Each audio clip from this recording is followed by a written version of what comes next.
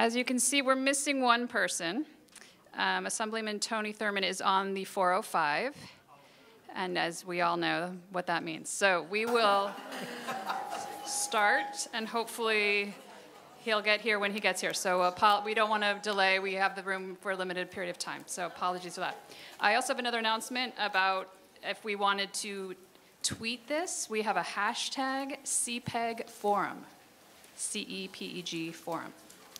All right, good afternoon, everyone. Thanks for coming. My name is Julie Marsh, and I want to welcome you. On behalf of my USC colleagues and co-directors, we have Tricia Birch, I'm going to wave, Morgan Polikoff, and Darlene Robles is actually ill, as well as David Plank, who's the Executive Director of Policy Analysis for California Education in the back. He's a co-sponsor. PACE is a co-sponsor of this event. And we wanted to collectively thank you for coming today, and to our candidates and to Adolfo for participating.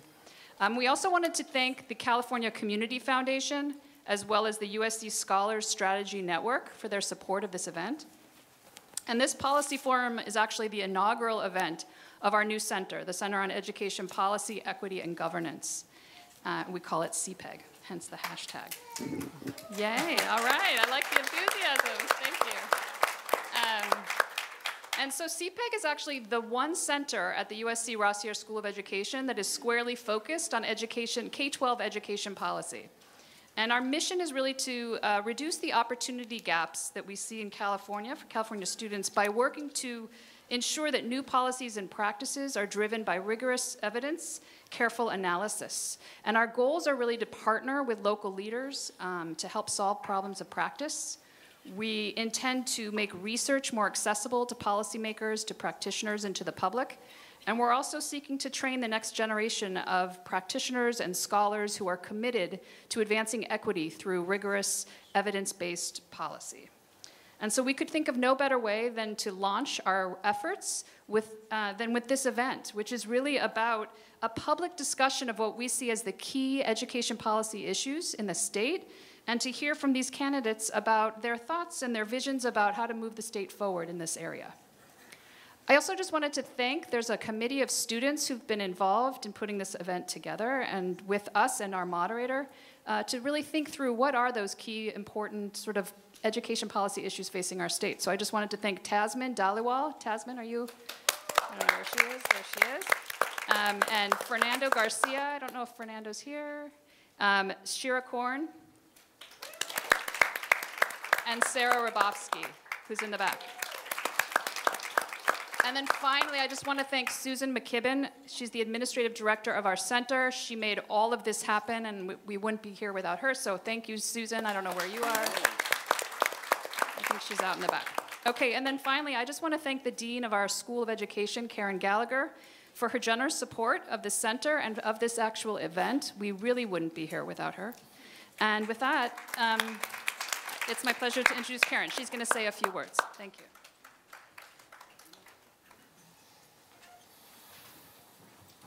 Thank you, Julie. And welcome to USC. All of us at the USC Rossier School of Education are glad that you could join us this afternoon. And welcome to the first convening. As I'm going to reiterate, this is the first convening of the USC Center for Educational Policy, Equity, and Governance. I want to thank our candidates, Lily Ploski, Assemblyman Tony Thurmond when he gets here, and Marshall Tuck. It's this kind of open dialogue, not only with one another on the issues, but also with us on our concerns, with students and parents, with experts and citizens alike. This is essential for achieving our shared goal of improving our schools and strengthening our society. And I would like to acknowledge two people who are here tonight that are important to the School of Ed and are an example of their supporting us, and that is two members of my Board of Counselors, Brent Noyes and Doreen Peterson, and they both are educators in the schools. Thank you. And I want to make a quick shout out. You heard Julie mention all the people that were important, but as you all are aware, if you've ever put on an event, it's staff who get it together. And I would like to thank the staff in the Ross Ayers School, as well as the staff at the Radisson. They both did a great job, and I'd like to acknowledge their support and work.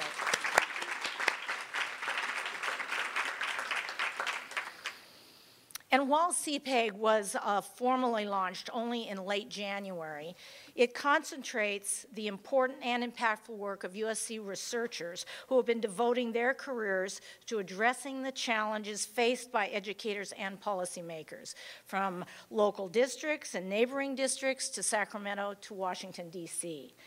Congratulations to our co-center directors, Professors Tricia Birch, Julie Marsh, Morgan Polikoff, and Darlene Robles, for transforming your own individual efforts into this collective mission.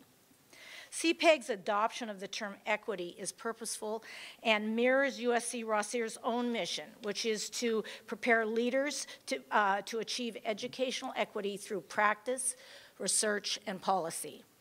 A gathering like this is representative of the impact that can be achieved in finding connections among these three strands of experts: practitioners, researchers, and policymakers, seeking common ground in the service of improving learning opportunities and outcomes for all students. USC sits in the heart of the second largest school district in the country. While we are a private university, we operate with a very public mission to produce educational leaders for our public schools.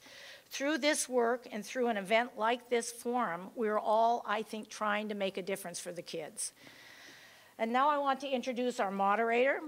Adolfo Guzman-Lopez has been a reporter at NPR affiliate KPCC 89.3 FM since 2000. And his distinct voice is certainly familiar to all of us who follow education closely in the greater Los Angeles area.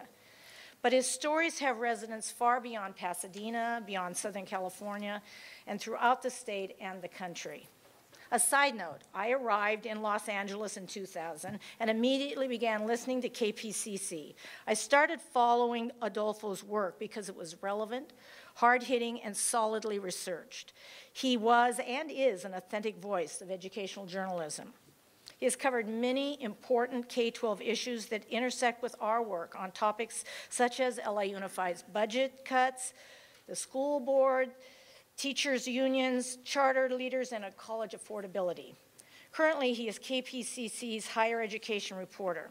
And among his many honors is an award from the LA Press Club in 2006 as Radio Journalist of the Year.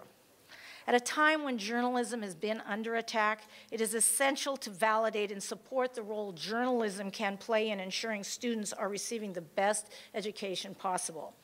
Adolfo, thank you for joining us today.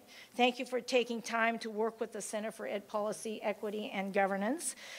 Thank you for giving input into the Forum Planning Committee, and thank you for your important work as a journalist. Please help me welcome Adolfo Guzman-Lopez.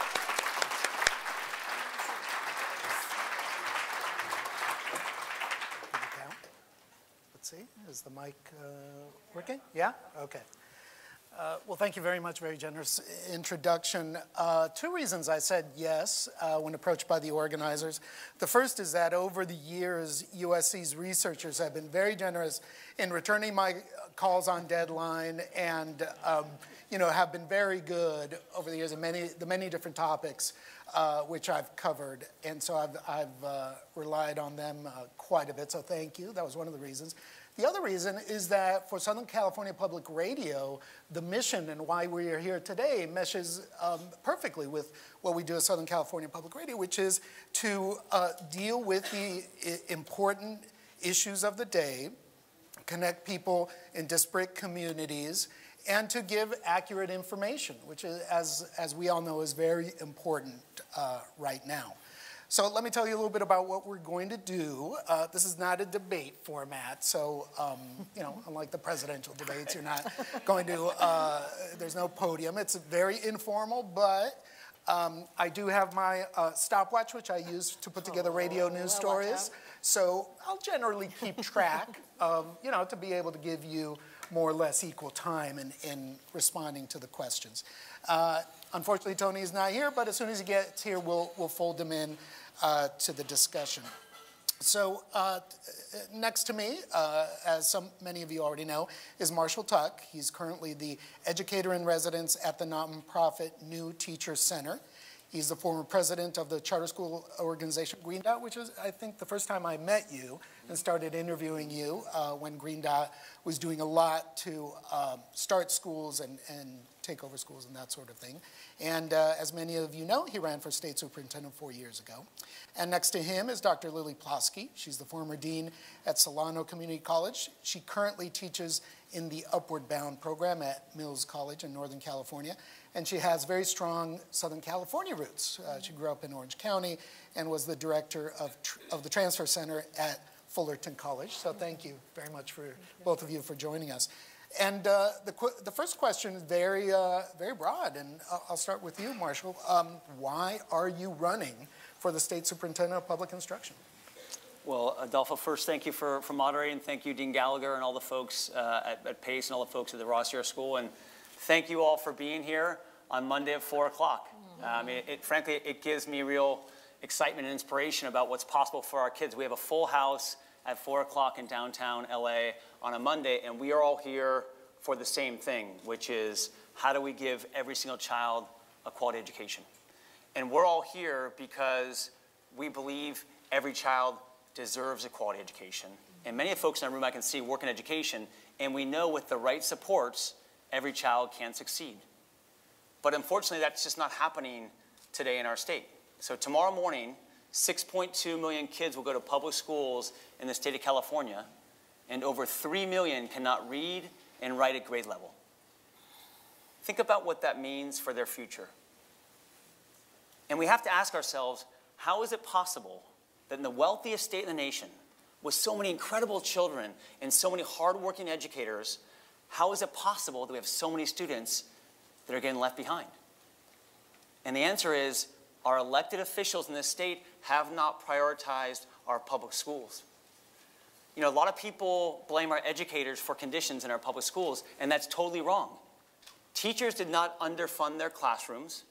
Principals did not smother their schools with red tape. Superintendents did not create the teacher shortage. Our politicians did. And so it's time that we got to get focused on changing the politics of education and truly get people elected who are going to put kids first always. And I think that starts with the state superintendent. I worked in education for 15 years. I helped create Green Dot Public Schools, helped open 10 new schools in Inglewood, South LA, and East LA. 8 of those 10 schools recognized by U.S. News and World Report amongst the better public schools in the country. I left Green Dot in 2006 to work in district public schools because that's where the majority of kids are. And I helped create the Partnership for Los Angeles Schools, which works with LA Unified to turn around the lowest performing schools in Los Angeles. Schools like Santee High School, which is just 2 miles away from here. And in 2008, when we started working at Santee, it had 3,500 students, and only 35 were at grade level in math. 35 out of 3,500. We didn't accept this. We brought real change to our schools. We raised more money for our schools. We recruited principals to come work in Watts, in East LA, in South LA. We invested in teacher professional development, brought technology to our schools, launched a parent college to get our parents more involved. And our kids soared. The work of our teachers and our principals and our counselors, they all invested in our kids, and our kids soared. 36% graduation rates in 2008 when the partnership started working at those schools, 81% today. We had the highest achievement in academic improvement of any school system with more than 10,000 kids.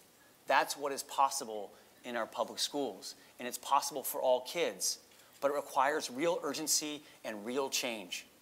On other big issues, California is boldly leading the way. Think about our climate crisis. Think about healthcare. We are leading the way. It's time for that same urgency, that same commitment for our kids, all kids. Low income, high income, new immigrants, special needs. All students deserve a quality education. It's time for our state to get serious about not accepting a broken system and elect people who are going to drive real change that our kids deserve. And that's what we're going to do in my campaign, and that's why I'm running. Thanks. Lily, tell me why you're running for State Superintendent of Public Instruction. Sure. Well, I'm a single mother, and I'm somebody who probably didn't do as well in education as I could have. I grew up in Orange County. I was born and raised in Orange County. And when I was in my educational journey, I did not feel like I received the type of support and resources that I really needed to thrive. So I almost didn't graduate high school. I actually had to go to adult school. I had to go to night school. I had to go to summer school. One of the problems that I faced, which is I hated math. And math is a tough subject. A lot of kids have anxiety around math. A lot of kids just don't get it. Or they don't have the attention or interest or connection to that subject matter, so they don't feel like it's important to who they are and what their future goals are. So when it was time for me to graduate high school, I was going to night school, I was trying to get my credits, and I was 18, and I had no idea what my life was going to look like. I had no idea what sort of path I would possibly have, but I knew I wanted to go to college. My dad had gone to college. I have 3 sisters and a brother, 2 sisters and brother. They were all going to college. I wanted to go to college. I just didn't have the grades, and I didn't have the money. So I went to a community college. And when I went to community college, my life turned around. I got A's for the first time. I didn't have to take that math class and fail and drop out. I was doing well because I had independence. I could pick my classes. I could pick my instructor. I was going out to get services from the counselor. I was attending events. I was active on campus. And for me, community college was that, oh my gosh, I'm not stupid. I don't have to give up the goal of college. I can pursue whatever I want. And so I got excited about education. And I thought community college is the greatest thing on earth because it let me have a do-over. And with that excitement, that enthusiasm, I was able to go from community college to UC Berkeley, my #1 choice, and that's where I got my bachelor's degree, and I studied women's studies. I studied something I had about in high school. I had never been aware of. What were the women doing in the Civil War? What did the women do during civil rights? What were the women doing? And finally, I was learning those subject matters that were interesting to me, and my brain just woke up. So when I think of education and when I think of kids in the K-12 system and I think of all this pressure, standardized tests, get ready for college, pick your future, you're 18, you should already know these things. How many of your kids when you're 18, you know what you're going to do for the rest of your life? It just doesn't happen, and we shouldn't give up on those kids. Every single one of those kids can do whatever they want. And we need to believe that. We need to have teachers who believe that. We need to have principals who believe that. We need to have superintendents who are going to make sure every single one of those kids has a chance to live the life that they want to live. So I became an advocate, and I became obsessed with student success. So when I was 18 and I was 20 and I was thinking about what am I going to do for the rest of my life, I was thinking I want to have my own school. And I want to run my school and make it the best, most successful school that there is. What do I need to do that? And so I started looking at jobs in education. One of the jobs that really caught my eye was the Vice President of Institutional Effectiveness. And I was 18 thinking, that's what I'm going to do. I'm going to do institutional effectiveness. What do you need to do that? You have to study, get a PhD, you have to understand research, you have to do analytics, you have to do administration. So I said, that's what I'm going to do. So I got my bachelor's degree at women's studies at UC Berkeley, and then I did my master's degree at Teachers College University in New York City. And I studied student personnel administration, and I was also working at Columbia University in a STEM program for students of color who are interested in pursuing technology and math. And I just loved what I was doing. I have a follow-up question. So if elected state superintendent of public instruction, what's the most powerful thing in that office, and how would you use it? What's the power of that office, and how would you use it? Do you want me to move away from my introduction and answer that? It's more or less, yeah, because I gave you more or less the time that I gave Marshall for the introduction. Okay, so what we can do as state superintendent and what I think is possible and what we really need to focus on is moving together as one. Yeah. And when I say moving together as one, what I'm talking about is we need to set that pathway up for career and college preparation from kindergarten through the K-12, through middle school, through higher education, and we need to pull the resources that we know are already out there. There are a ton of community agencies, parent-backed groups, after-school programs, partnerships with universities such as USC that are supporting a lot of these fantastic outreach opportunities to the inner city, to our high schools, to our middle schools, and we need to lift up the K-12 system. Higher ed has done an amazing job with transfer students. We've done an amazing job with students who are going from university to university, from your undergrad to graduate. And what I think we need to do is harness all that energy and support into the community and to lift up our K-12 system. I just feel like I'm very proud of the work I've been able to do in higher ed, and I've been doing it for 15 years. I've been a student advocate that entire time, but I really feel like we need to look upstream, and I can't complain about our community college students who come in with high school diplomas, and 80 to 90% of those students test in at remedial English and math without saying, what's upstream? Okay. Marshall, same question. What's the most important power of the State Superintendent of Public Instruction, and how would you use it? So State Superintendent has really three distinct powers. So one is it should be influencing the legislature and the governor on setting the agenda for public schools, working with educators, so the educator voice is the key on setting policy. Secondly, it sits on a number of different boards, CalSTRS, UC Regents, Teacher Credentialing Commission, so you can actually set policy that way. Then third, the State Sup runs the California Department of Education. 2,500 employees, $250 million budget, whose job is to support 1,000 school districts in the state. So what do? Step one is we have to get California to make public education the top priority in this state for the next decade. I think that State Superintendent pushing the governor and the legislature to get there. We have prioritized the environment. We've prioritized the education, healthcare. It's time to prioritize our kids. Secondly, let's think about what does it take to make the best public schools in the country. That's what California should have. Deep investment in our teachers and principals. We got to get more people to come into teaching. We got to train them better at the university level, and then we actually got to give them a lot more support in their job. And then secondly, let's give much more flexibility to school districts. Right now, the state is very, very bureaucratic-based. It's very, very regulation-based in terms of what it tells superintendents and principals and teachers to do. I want to give a lot more flexibility to the practitioners in the field to truly drive real change. One of the big issues in schools right now is teacher shortages in math, special ed, science. Those are main fields. As state superintendent, what would you do to alleviate that shortage? Yeah, so I've worked in schools for 15 years, and in Watson, East LA, and South LA, we've had shortages in science and special ed for a long time. And I ask people to think about, why do we have a teacher shortage? What's the value proposition for a teacher right now? I'm not going to pay you very well. I'm not going to train you very well, and I'm going to blame you for everything in our public schools that's wrong, right? And we wonder why we have a shortage. We got to completely shift that around.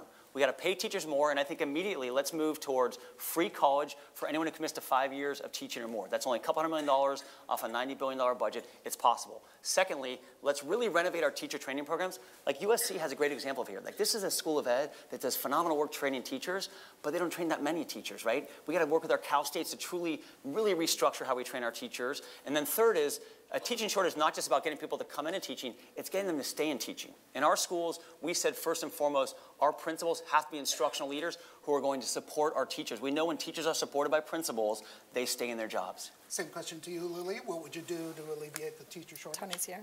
Ah, excellent. Okay. I think our teacher preparation programs do need a lot of attention, but I don't think it's about the numbers and the quantity. I was actually in the master's program here at USC in teacher education, and I asked it was an online class, Master's in Teaching Online, and I asked my advisor, how many people are in our cohort? Because when I did my master's program at Columbia University in Teachers College, our cohort had 20 people. And you know, here, the cohort for the Master's in Online Teaching, I think it was 200 or 198.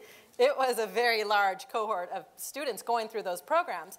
But what I think is part of the issue is that you're asking people to stop working because you're in a graduate program, but then you also have to do student teaching, and then you also have to do student hours, and then you have to be with a master teacher. And so you're constantly in this rotation of either taking classes, being observed, or working with another teacher. And those students who are taking those classes are ready to teach right away, right? And so you're asking them to put that on hold for 1 whole year. And there are some students who come into that program who have already been substitute teachers for multiple years. And you're asking them, okay, now do a classroom observation, be involved in with a master teacher for student learning, and it's a redundancy of work. So I think with the Commission on Teacher Credentialing, we have to look at what are the skills people are coming in with, what is their experience. I wasn't qualified to teach, and I have my doctorate in educational leadership. And that happens across the board. So we need to look at what's the process for our teachers to become teachers, where's the support, where's the retention, and where's the professional development so that we can get people who want to do it, and there's tons of people that want to do it, through that system more clearly. Thank you. All right, well, let's welcome Tony Thurmond. Thanks for joining us. Thanks for having me. Really appreciate it. So, as many of you know, Tony Thurmond is an assembly member from the Oakland area. He also served on the Richmond City Council and was on the board of trustees of the West Contra Costa Unified School District. So, Tony, I gave the other candidates, they took about 3 minutes to answer the question why they're running for State Superintendent of Public Instruction. I'm going to ask you the same thing, give you about the same time. So, why are you running for State Superintendent? I want to make sure we train engineers who can get rid of gridlock and traffic in LA. That's when very we talk selfish. about the work, Right now, today. it's related. I think our kids need to be ready for the jobs of tomorrow, and that is one of the places where we need to focus. And I believe that all kids can achieve, and I believe that education saves lives. It literally saved mine. I was raised in a low-income household, an immigrant mom from Panama, a dad who I never met, who I found on the internet. And I didn't fall through the cracks.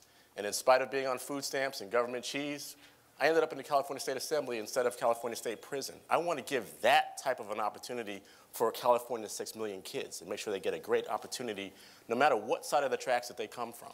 And so for me, my experience has changed, and I could have easily been someone else's postscript. Instead, I get the chance to work with kids every single day and spend 20 years of my career helping them as a social worker, 12 years working in our schools, doing things that matter. You know, we changed the law in this state to say that every young person who was in foster care will get a scholarship to go to college. And I'm very proud of that legislation, and that we will make sure that 400,000 new kids will get access to the free lunch program. If you've been a hungry kid, you know how important it is, and that you can't learn when you're hungry or you've been impacted by trauma. And I'm very proud that my bill last year gave $35 million to 30 different districts to do restorative justice, to keep kids in school and out of the criminal justice system, in places just like LA Unified, which received a $1.7 million grant to do community schools. I want to continue to do that for all of our students. As you heard from my opponent here, we have to address our teacher shortage. We have to close our school-to-prison pipeline. We have to make sure that our students are ready for the jobs of tomorrow. We haven't even gotten to the achievement gap in addressing special education. I want to make sure we give a great education for every single young person in this state, and I couldn't think of a more important job than making our funding in California #1 again. We're 46th in the nation in per pupil spending, even though we're the 6th wealthiest economy. Our kids deserve better, and if you elect me as your superintendent, I'll make sure they get funding that's #1 for our kids in California. So, Tony, when I was looking at this position, I was looking at it and I'm thinking, well, you know, the main power in education in California is with the state legislature, the governor when they pass laws, the State Board of Education. You know, State Superintendent of Public Instruction heads the CDE. You can argue it's like a souped-up bureaucrat, right? What do you think is the most important power of that office, and how would you use it? Well, I think the most important power is being a spokesperson for education.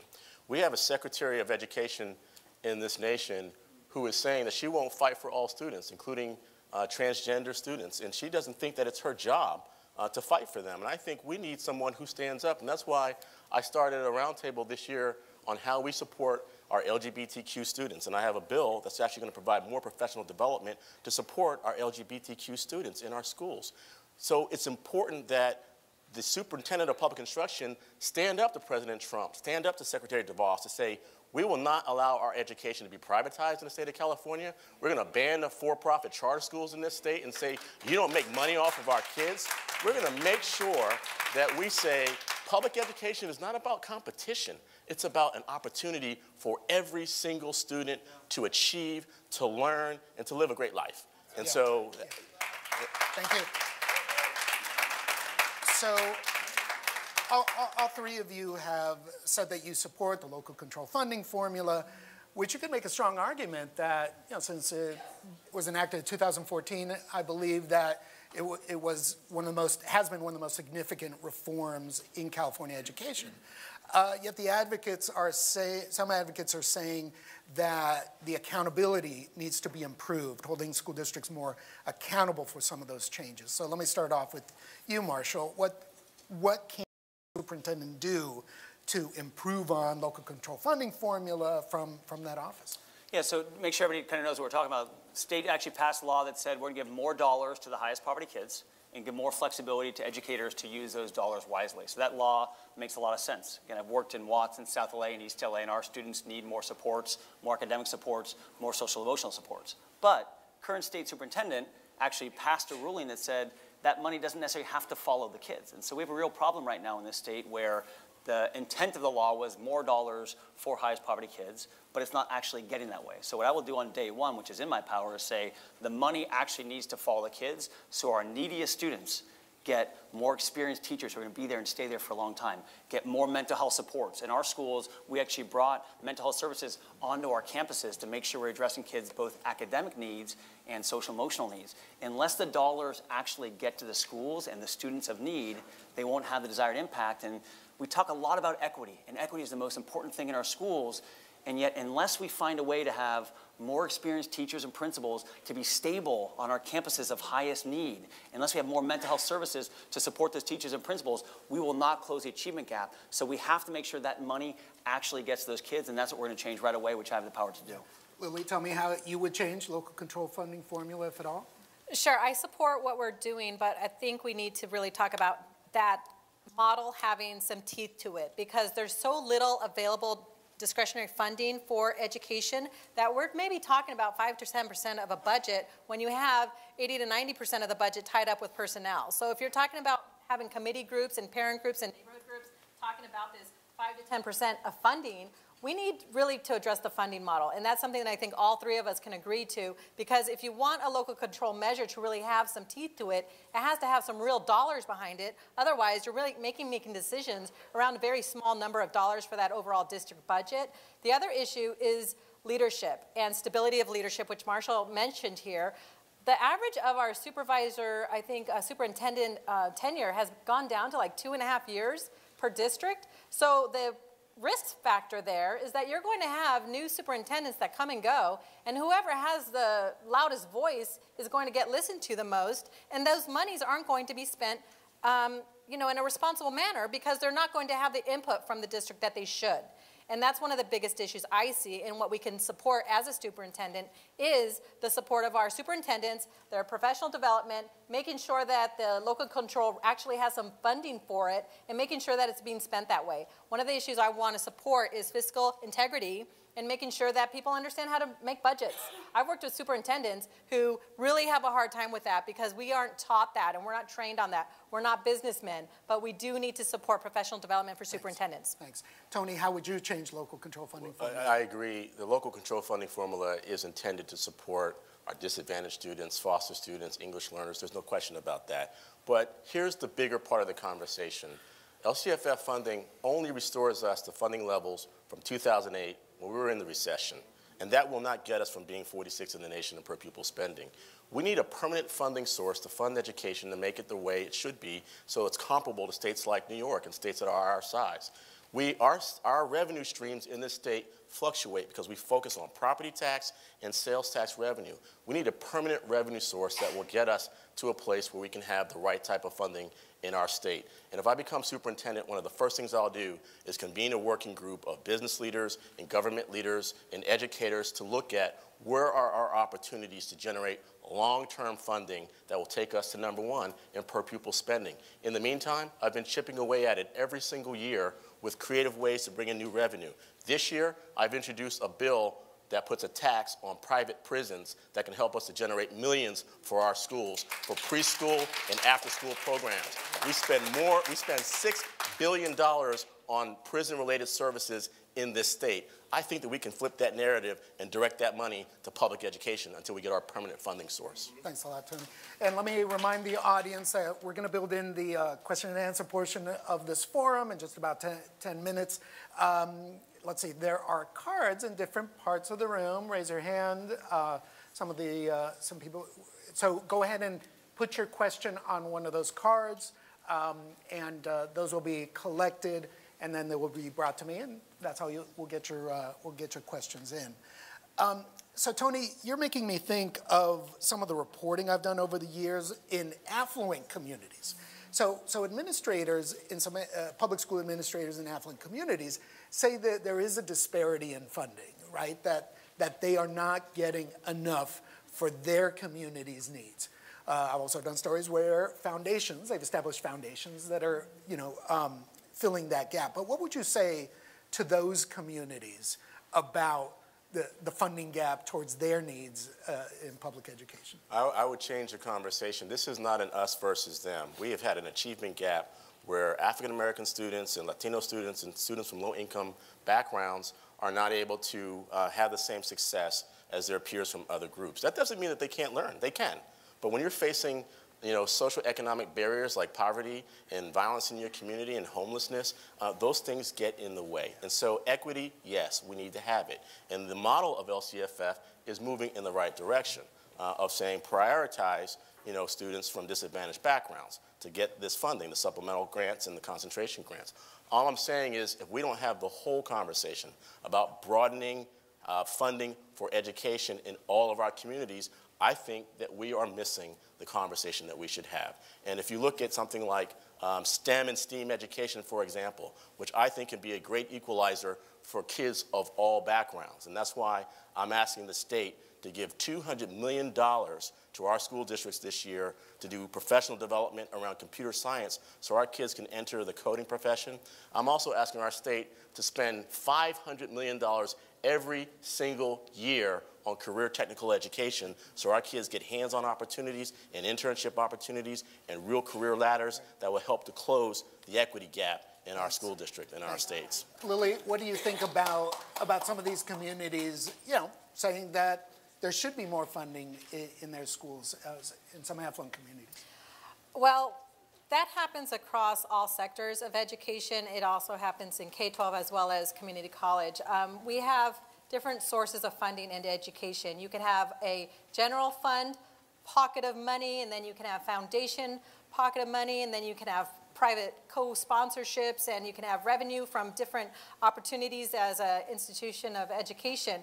One of the issues is something that came up with the Serrano decision and around basic aid and parcel taxes that have been out there. We're having different social capital in different social environments. So when you have a high-income neighborhood and school system, obviously their social capital and their wealth within that area. They're more successful right, at passing parcel taxes. Exactly, they're more successful and they have more opportunity for them to develop alternative funding models. But what about those low-income or those neighborhoods with, disproportionately impacted students in terms of the racial disparity of economic and educational growth? We need to focus on equity across the state of California. Many places in Los Angeles, you can have one school across the street from the other school, and they're just having, so many different funding opportunities based on the partnerships and people on their board, people who are on the school board and the opportunities that they have to represent their school district. So I think we need to have educations for professional development for our superintendents. We have to have integrity within our fiscal planning, and we have to understand how we tie our planning to budget. I think that conversation happens in every educational community of how we're linking in our expenses and our budget spending. Thanks. Marshall, what's your response to? So I tell our middle class and upper class communities, they're right that they don't have enough money. I mean, our state is 41st in per pupil funding in the country. We're the wealthiest state in the nation. If you go to Manhattan Beach, they have a 600-to-1 ratio of students to counselors. That's not good enough. So we have to increase the overall funding level. The way state funding works, you have a base funding level, and then you get supplemental and concentration grants for poverty. The base level is too low. So we should lift it up for all school districts, high income and high poverty, and then continue to add additional dollars above and beyond for our highest need students. So the reality is it's not an either or. Should this neighborhood get more of that? We have to increase the overall funding. California should be top 10 in funding per kid in the country. We have the highest rate of poverty adjusted for cost of living of any school system in America. We should have amongst the highest funding, more for higher poverty students, but more for everybody. That's the way all kids soar and have success. Okay. So I'm going to be giving you just a short amount of time because we want to get some more of these questions in and then get the audience's questions. The next questions are directed to each of you individually. So, Marshall, your critics, because of your work on Green Dot, because of your work with Mayor Villaraigosa, say that if elected to state superintendent, you're going to give away the store to charter school interests. How do you respond to that criticism? And tell me specifically, do charter schools need any more regulation that you would carry out? Yeah, so I've worked in education for 15 years. The majority of that time in district public schools, not charter schools. So I like to kind of, correct the record up front. I believe the question for all of us is, how do we have a great public school for all kids? Whether the public school is a traditional district school, a magnet school, or a charter school, how do we have a great public school for all kids? And I believe that high-quality charters run by nonprofit organizations, particularly in our highest poverty neighborhoods, can be a benefit to the public education system. But it's still, the question fundamentally has to be, does a school have high-quality teaching with principals that support that school? Does it have a program that is truly embracing and giving kids a 21st century curriculum? Are they accepting all children? So we have to think about a system that works well. I have a 6-year-old son. He goes to our local public school in LA Unified. And I think that's a good thing. That's the right school for him. I also know a lot of people who send their kids to charter schools, and they feel good with that. When we think about policy, how do we change policy so it's not this charter or district, but it's a collective public school system for all kids? Increase funding. We certainly need to actually have regulations for some charters. No for-profit charter schools. That makes sense. Making sure if a school district is losing enrollment, let's hold them harmless for a little while. We've actually seen that in other areas. If a school district loses enrollment, to actually have them be held harmless. There have been quite a few instances of fraud in charter schools. Anything to be done on that level? I think for our district schools and our charter schools, we should have zero tolerance for fraud. Zero tolerance. And if there's any issue where people are misusing public funds, they should be shut down immediately and frankly put in jail. I mean, our kids deserve every single dollar we have towards them in the classroom, not towards bureaucracy. Thank you. So, Lily, the position of state superintendent is an administrative position. So you'd be overseeing a big department and acting as a lobbyist of sorts for education in the legislature, up and down in the assembly, in the Senate, or the governor. Arguably, you don't have any formal experience in either of these two. Is that a disadvantage for you? Sorry, what are you asking me if I have an experience in what? In managing a department as large or managing an organization as large as the California Department of Education. Well, when you run administration, you have to sit on committees, you have to meet with the board, you have to meet with community members, you have to meet with parents, you have to meet with students. And no matter what size of an organization you're running, those same type of roles and work with the same type of leaders. I've worked at colleges where we had 25,000 students, 6,000 students, 7,000 students. In my last position, I was the dean at Solano College. I had 150 direct and indirect reports. I was also the athletic director. I also worked in the community. I also oversaw early childhood education and the children's program. So I have an experience working on statewide committees, statewide boards, statewide interest groups where we're trying to lobby and support the educational mission. So whether or not I have 1,000 people reporting to me or 150 reporting to me, my drive to support every single student be successful in the state of California would never diminish. If anything, it would grow larger. I think that I've shown that I am committed to education in my career that I've spanned over 15 years. In addition, I've done other independent work. I have a YouTube channel called Lily College Mythbusters. I've written a book called Not Getting Stuck, Success Stories of Being Latina and Transferring from a California Community College. I have a passion to serve in the educational pipeline. Whether or not I have 1,000 people reporting to me or 5 people, that is not going to change the work that I do. Thank you. So, Tony, you're endorsed by the California Teachers Association. Endorsement from the CTA sometimes carries the criticism that you're in the pocket of teachers' interests. How do you respond to that criticism? And tell me if you've disagreed at all with the CTA in the past or currently. The short answer is yes, I'm endorsed by CTA and teachers, and I endorse teachers. You can't have education without having great teachers who deserve professional development, who deserve training and coaching, and who deserve thank you for a very difficult job that they do. I'm also endorsed by California's nurses and firefighters and the California Democratic Party and Equality California and Planned Parenthood and Kamala Harris. And so we have a broad coalition of people who believe in our message about supporting every single kid.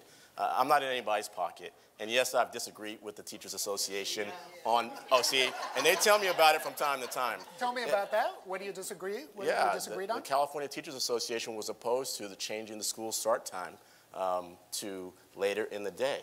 And I voted to support such legislation because there is research that proves, brain research that proves, a later start time gives kids in middle school and high school a better experience, less stress, less likely to commit suicide or have other adverse effects. You know, my job is not to vote just because someone supports me. My job is to do what I've said for 11 years as an elected official, to vote in ways that would make my kids proud. And in 11 years, I've never had a sleepless night in politics. I love having support from various groups in the community. I tell them up front, that doesn't mean that you get my support or my vote on everything that we do, but I stand behind teachers. We can't have education without them, and I'm honored to bear their endorsement. So, Tony, about 4 years ago, the Vergara lawsuit was a big challenge on teacher protections, on tenure and that sort of thing. Tell me how you feel currently about the time. Right now it takes about 2 years, a little bit less, about 16 months, for a teacher to get what is called tenure, yes, job protections and that sort of thing. Yes, sir. Is that the right amount of time? Do we need more? Some states give significantly more time for teachers to get that tenure. I think everyone agrees that having 3 years is probably better than 2 years. So you would add I've actually introduced legislation that would call for 3 years. I've actually done that. Okay. What's different for me and others is that I have said that we should do this. Make the focus first, not on how you make it easier to fire somebody, how you make it easier to train somebody and coach somebody. I'm sorry, but not everybody's born knowing how to do classroom management, right? Let's get to the other candidates. I just think up front, the professional development, and if you're going to remove somebody from their employment, they deserve the right to have an appeal. Okay. And that's what I've said, but I've actually introduced legislation that would move teacher tenure to 3 years. Okay. Lily, tell me, where do you stand on teacher tenure? I think less than 3 years is really too little time to determine What would you whether or move it not to? a person has tenure. I think 3 years is a good amount of time or. But we do have to have professional development, and we do need to have the guidance as part of that process. I know that I've worked with tenured faculty, and they haven't had a good relationship with their tenure committee, and they've come to me as the dean to ask me what we need to do to make sure that they're getting through that process together. And so we've been able to work side by side, one-on-one, to go through a coaching process so that they understand what it takes for them to achieve tenure, because it's true, nobody should be given that notice, oh, by the way, you weren't approved for tenure, and then they have no recourse. So I support faculty unions. I have fantastic relationships with the collective bargaining agreements that I've worked under, and I think it's a fantastic process for us to highlight those teachers who you know are going to really change the lives of our students. So I'm fully supporting tenure process, but it really should be at least a minimum 3-year process. Okay, thanks. So, Marshall, 4 years ago, you were very supportive of the Vergara lawsuit. Tell me where you stand now on teacher tenure and how long it should be. Yeah, I've been pretty consistent. I think first and foremost, schools are about students and teachers at the core of them, so we have to have a system that makes the most sense for teachers and for students. I've worked in schools very closely and know that our current system of 2-year tenure, of layoffs only based on seniority, that has disproportionate impact on our highest poverty kids. What would you change it to? How many years? Dr. Shirley Weber, who's endorsed our campaign, I think the leading education leader in the legislature, she introduced legislation 4 years for tenure and a 5th year if it didn't make sense. By the way, very similar to the system in place at our community colleges right now. Community college, 4-year process, has to be earned. You support 4 years? Yes, and I support Dr. Weber's legislation. Okay, thanks. Let's, once again, get your questions on some of the cards, and we're going to ask them. There we go. Thank you, David Plank. David Plank, as you all know. Zervana. All right. Last question from my list. Once again, I'll give you about a minute. The state superintendent doesn't run any schools, as you know, except the ones under state takeover. So there are currently, I think, about 4. I've done quite a bit of reporting on Inglewood Unified, who's under state takeover. Oakland, I believe, is still under state takeover, and Vallejo City is the other. Brief amount of time here. Marshall, what's your message to the residents in those communities?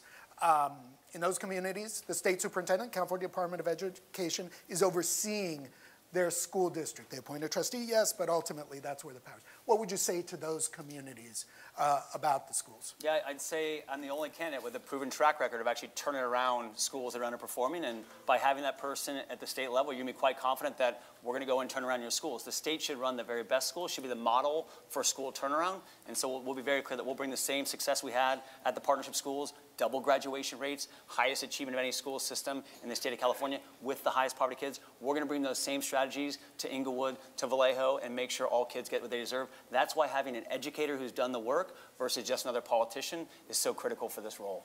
Lily, what's your, what would you say to those communities?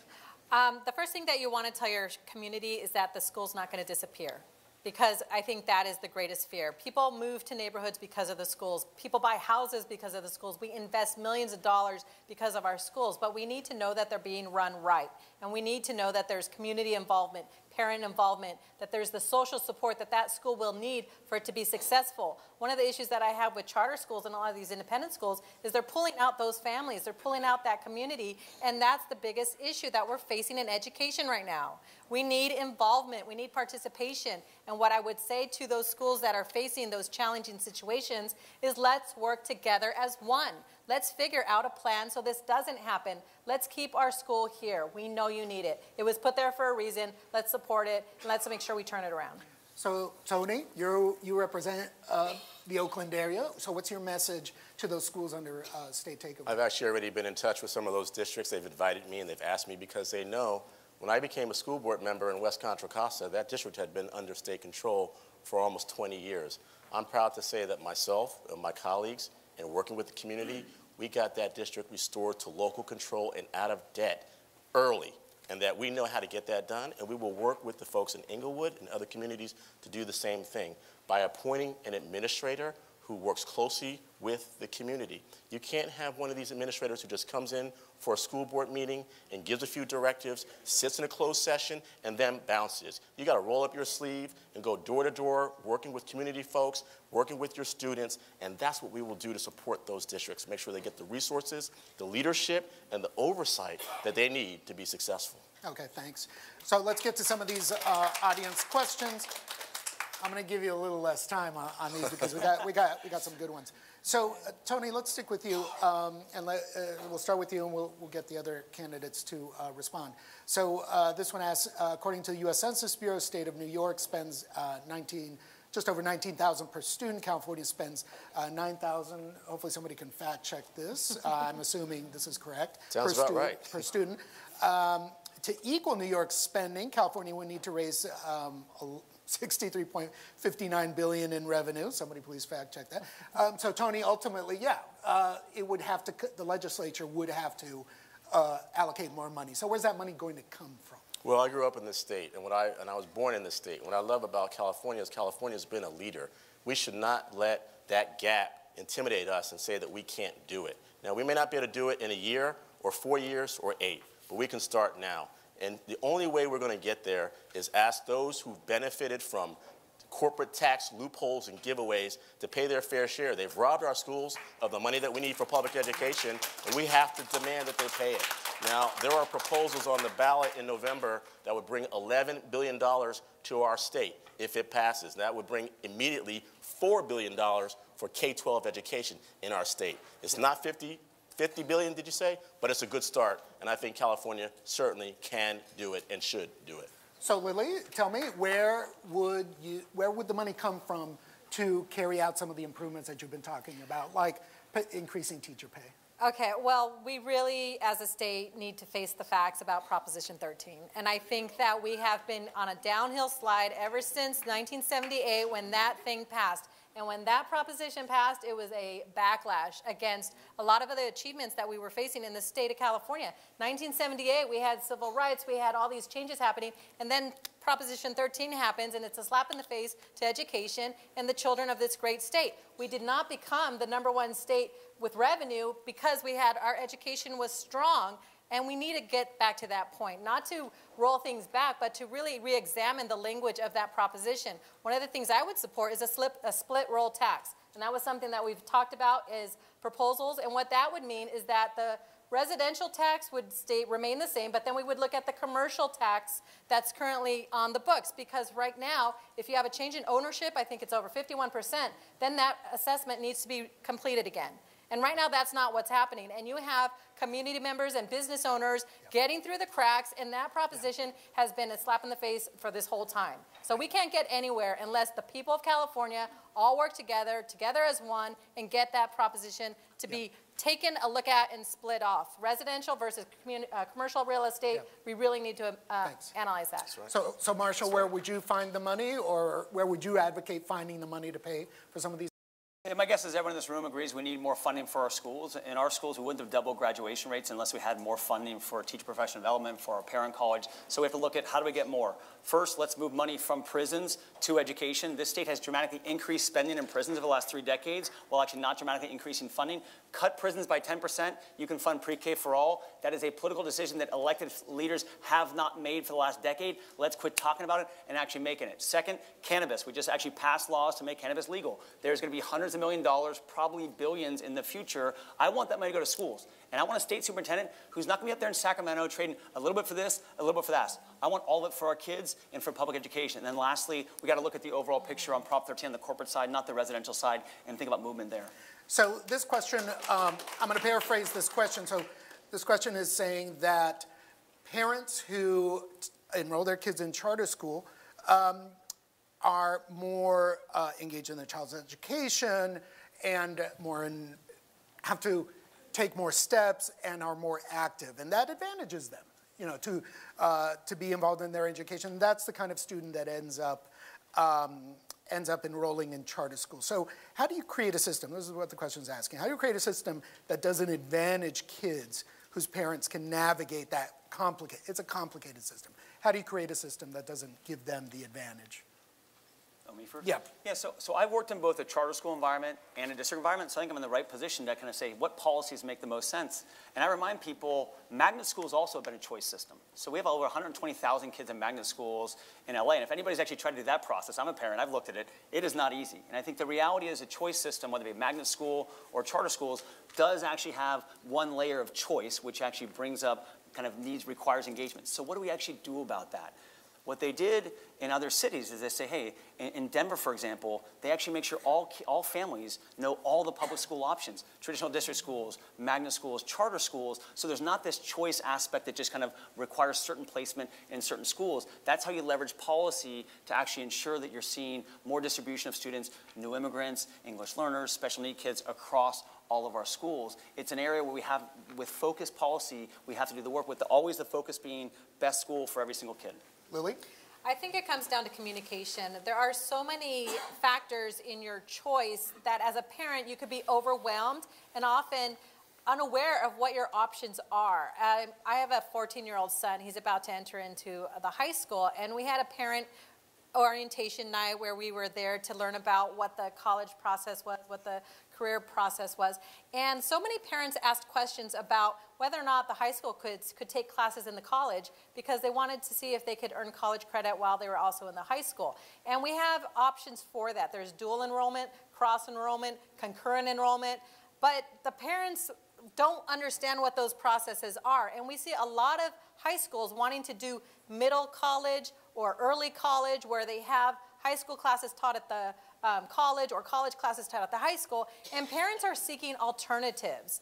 But not all parents have the resources or the know-how to navigate that system. What I would propose is that we have something called a parent center at every school district where they can have access to an educational advisor or counselor to help them navigate what their system and their district has. I've seen some high schools with parent centers, and I think that's a wonderful opportunity for parents to be involved. And also a parent portal. So that's something online, something within the district, something that they can navigate. And then also having regular communication with your superintendent at the local level. We have district superintendents, we have county superintendents, and then we have the state superintendent. How many times have you received a communication from your county superintendent or your district superintendent to let you know what those options are? Our students are savvy. They know what's out there. But we need to get the parents involved, and we need the community involved. Thanks, Lily. So what would you do to help these parents out? I would echo Lily's comments about how we engage parents, and sometimes schools can be intimidating. If you think about, for some parents, what their own experience has been, they're not always in a position to help their students. They don't know what options are available. We should make sure that these great programs, they're not just in some schools, they should be in all schools, and work with our families so they can be engaged. It's why I put so much focus on creating full-service community schools. The school should be the center for the community, the center for the family, the center for parents and students. And we do as much parent engagement to support our families. Now, that might need to look like adult education and adult school programs, so parents can learn more to support themselves so they can be more engaged in their child's life. And I think that we ought to double down in those programs, double down in our parent engagement, and double down in full-service community schools to help our families and our students. Okay. This question is proof that we have some researchers in the house, and this is just quick response from each of you. Which educational research study did you read most recently, and who was the author? You first, Marshall. So, I think right now, I think the Learning Policy Institute, in terms of all the stuff they've been pushing forward on both teacher shortage, but also conditions for teachers. Obviously, Linda Darlingham, the point person, but that entire team over there, I think, has done phenomenal stuff. A real roadmap for teachers. Okay, most recent educational research study and the author? You know, you're like catching me at a loss here. I read educational research journals all the time. I read a lot of resources from EdSource, and of course, the Chronicle of Higher Ed. I do a journal of teacher learning. I don't know where I would point to because it's sort of like a daily routine that you're digesting so much information. Okay. But okay, Tony. I guess Marshall and I do agree on something. I would agree that the Learning Policy Institute and Linda Darlingham, and she is our foremost expert on education. I'm actually introducing a bill this year that she has sponsored, and I'm happy to talk with her and meet with her on a regular. And this is related, this question is reminding me that we didn't get a concrete answer from you guys. So would you publicly support a ballot initiative to amend Prop 13 so state can tax commercial property using current market value? Marshall? Yeah, I think the details are always what matter, so I don't say yes to anything, but the concept of like additional taxes on corporate, Yeah. Lily? exactly, it has to be in the details, but if we could have that conversation, I would 100% support that. Yeah. Yes. All right, so let's, oh, here's a good one. Yeah, we had this question previously.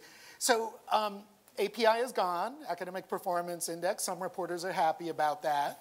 Some reporters are very happy with this new California dashboard. But some people say that it needs improvement. Tony, how would you improve the new California dashboard, which I'm sure many of you know, but it's the new way to measure the effectiveness of public schools, multicolors and dials and everything. I haven't looked at it in a while, but how would you improve it? I think it's a good start. I think our kids are more than a test score, and I appreciate that the dashboard recognizes that we have to look at everything from school climate to dealing with attendance issues. We also have to look at preparation of our teachers, and what I hear consistently from our teachers is that they have not been given training to actually support students towards the new state standards that we have, and I think that we have to be honest. And so I'd like to give the dashboard a try. We're holding our first statewide conversation on closing the achievement gap at the end of this month, where we'll be talking to districts about how they feel impacted by the dashboard. We'll be listening for their feedback about ways to make those changes. Lily, how would you change the dashboard? Well, I don't know if more data is on there, but every time I go on there, there's a lot of no information. A lot of schools, I don't think, have been reporting. I think there needs to be a lot of conversations around how that data is reported. There needs to be support so that make sure there's a point person, that it's not something where, oh, Joe's doing it. Joe's like, I'm not doing it, Sarah's doing it. And Sarah says, well, we thought you were doing it. So we need information on there. I mean, we need to make sure it's up to date. We need to make sure everyone's participating, that it's accurate, that it's reflective. I also want to hear from the students. I want to see the student voices involved. I want to know what they think about what their experience is. And I also want to see the data points that they're using, because our students go from school to school, city to city. We have a lot of student swirl, what I call, where the students are enrolling in one high school, then another high school, then another place. And we need to be having accurate data of how long has your student been here? How long has your student been in the district? I'd like to see more demographic information that way.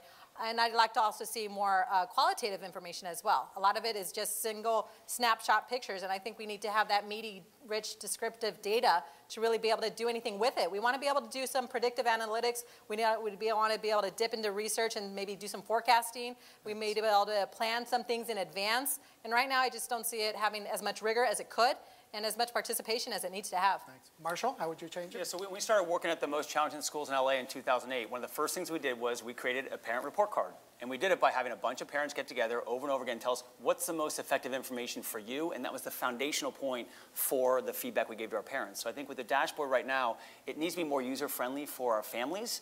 There's some work to be done there, and we have to listen to our families and also listen to the educators on how does it make sense for them. Secondly, I'd like to see data that's more comparative. So I said, I have a son who's in our local public school. I want to see not just how his school is doing, but how's his school doing compared to other schools like his school with similar students? Because that helps us actually learn as fast as possible and grow in our schools. And that's something that the state should be phenomenal at helping schools get better. To do that, we need to have information not just about individual schools, but actually about how our schools compare to other schools so we can learn and grow faster. Okay. This is a question that goes back to local control funding formula. So the Governor Brown opposed a bill for fiscal transparency, disaggregated by subgroup and required by every LEA. So I'm assuming that means that the equity in spending based on the subgroup, would have been public information. What will you do to ensure increased local control funding formula transparency and support from the governor's office? Marshall?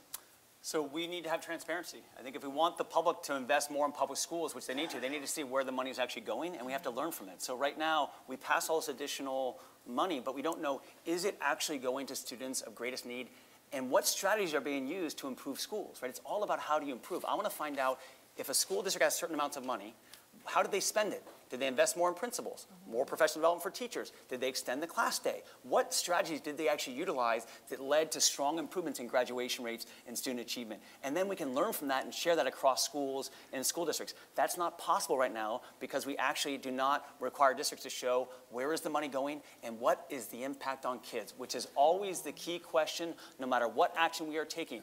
What is the impact on children? Let's do what works for kids. Lily, do you think the public knows enough about local control funding formula and how it's being carried out by school districts?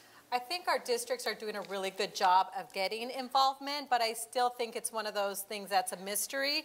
When you ask the average parent, what does that really mean to you specifically? How does it impact your life? And I think it's really hard to quantify those budgets, like Marshall was saying. How do we make that into an outcome? How do we make that statement tie budget to planning? But the other issue, like Marshall was saying, is in actual expenditures. You can have a budget that looks as beautiful as can be, and by the end of the year, your expenditures tell the real story. And we really need to make sure that the parents are actively involved and that they're throughout each step of the process and then seeing what those end results are. I know in the state of California in our ed code, we have certain limitations on how much money is spent on instruction versus non-instructional expenses and how much we could spend for supplemental instruction or part-time workers or volunteer even, whether or not that's included. We don't know how that's tied to actual student success. So part of the issue is explaining and illuminating and articulating that for the parents to understand this is going to affect you this way and make that real understandable. And right now, that's not out there. So, Tony, what's your take, and how would you change things? Marshall mentioned Dr. Weber, and she has a piece of legislation this year that would say create a set amount of LCFF dollars to go to support students who have been underserved, like African-American students, which I look forward to supporting. I fully support transparency. I'm pretty sure I voted for that piece of legislation that the governor vetoed, and I'd be happy to vote for it again. Okay. So this question, as we start to wrap up, this question goes to the issue of early childhood education. So let me ask you, Tony, from the state superintendent's office, what's left to do? Transitional kindergarten is a very important reform in recent years, but what can the Office of State Superintendent do to improve early childhood education, which the research shows, will show dividends later on? I think we should just pay for it. We've been talking about it for decades and saying it's cheaper to send someone to Harvard for them to end up in the criminal justice system. And if we provided universal preschool, that we would achieve that. We've done a lot of talking about it. Let's be about it now. Let's provide the money and have universal preschool in our state. The legislature has been slowly getting there. We spent probably $500 million just to increase what we spend in early education, but it's not enough. The achievement gap starts at birth, and we need to do a much better job of making sure that we provide early education for all our kids. That's what I'll fight for. That's why I put the prison tax bill into effect, so we can have more money for our preschool programs in the state. So Lily, what's left to be done on early childhood ed from the CDE?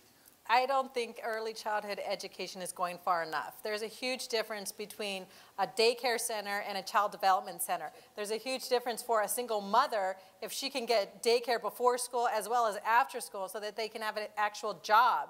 I can't tell you how many parents are on welfare because they don't have daycare. And one of the biggest issues is before school and after school care. So if we're talking about pulling our families together and pulling our families into the education system, we need to respond to the issues that are currently out there. So we need to have education around what is early childhood education, talking about child development, talking about the pre-K system, but then also addressing it on the back end so that those kids who are latchkey kids have a place for them to go so they're not out on the streets getting in trouble. We need to have extended care at every school and every district. Marshall? Yeah, I think pre-K is a huge equity issue, and I get a good example where Sacramento politicians keep failing us. So equity, every person who has resources sends their child to pre-K. And so if it's good enough for some kids, it's good enough for all kids, and it's time to shift that. And the question we have to ask ourselves is, why is it that a legislature has voted for 3 raises for correction officers in the last 7 years, but hasn't funded pre-K for all? Like, how is that possible? It's possible because special interests are dominating Sacramento, and that's what has to change. We need people who are going to put kids first, no matter what, to make these decisions, to get things like pre-K for all actually done. Okay. So the last one, this is such an important issue. So educators are feeling the impact of recent changes to student suspension laws. What would you do, and the question goes on to say, as SPI, what does SPI stand for? State Superintendent Public Instruction. Challenge number 1 with this role. First thing we're going to do is change that name to something meaningful. Public radio hates acronyms. How will you balance the rights of students with the ability of educators to remove disruptive students? And should charter schools follow the same suspension laws? Let's just give you 30 seconds. Marshall? I think a good example where a state superintendent who's been an educator can drive change. So we move towards having less suspensions, which is a good thing. But we didn't give any training to our principals and teachers and counselors. What do you do now with students? So what do we do in our schools? We actually created a separate classroom for kids. Rather than suspending them and sending them home, we had strong educators with counseling support in the classroom, helping those young people on campus so they were actually learning. And what you want the state to be doing is making sure other school districts and schools understand how to actually provide supports to young people rather than sending them home where it may not make sense in that traditional classroom environment, with far more counseling support, and have your most effective teachers in that classroom helping those young people. Lily, I hear from teachers who say, my hands are tied, suspending these students because of district pushes to reduce suspensions. How would you change things, if at all? Well, there needs to be more research on what's really happening, and we need to look and see if there are some trends or some patterns, because I think we could maybe know, and I know I've seen this, where certain faculty have exchanges with students at a much different rate than other faculty, and we need to do some professional development. And that needs to happen with the instructors as well as with support staff. I love the idea of restorative justice, and that we give the student an opportunity for them to learn what they're doing and learn how their behavior impacts other people, but we also need to look at the instructor and offer them support as well. Okay, Tony? You know, when I was a school board member, we reduced our suspensions in 1 year by 27% using restorative justice, because when kids get pushed out, they can't learn. When I was a school board member, I voted against expulsions almost every meeting, because if you don't have a plan for how to restore a student back to the community so that he or she has a way to learn, all you're doing is pushing them into the criminal justice system. This past year, I taught a group of high school students who were in a juvenile camp, and I brought Apple into that juvenile camp to teach them how to do coding. You shouldn't have to get arrested in this state to learn how to do something like coding in this state. And so we have to tackle our suspensions and our expulsions. Restorative justice is part of it. The other piece of it is we should stop allowing and asking school resource officers to be the school disciplinarians. We have to build real systems to support. When you do that, what you're doing is you're criminalizing kids by having a police officer come to do the disciplinary work that should be happening by the appropriate deans and folks on the campus. Thank you. We have to build a complete system, and I'm very proud. We got to give resources too, Adolfo, and I'm proud that my bill gave $35 million to our school districts to actually do just what this question's asking about. And so with that, let's thank Tony Thurmond, Dr. Lily Ploski, and Marshall Putt.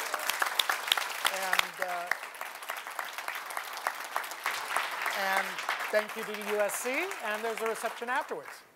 David Plank. Okay, well, Adolfo has just said what I was going to say, but I will say it anyway. I want to thank the candidates. I particularly want to thank Adolfo Guzman-Lopez, who did a terrific job as moderator and has been doing a great job for a long time. I want to thank Dean Karen Sims-Gallagher for hosting this event.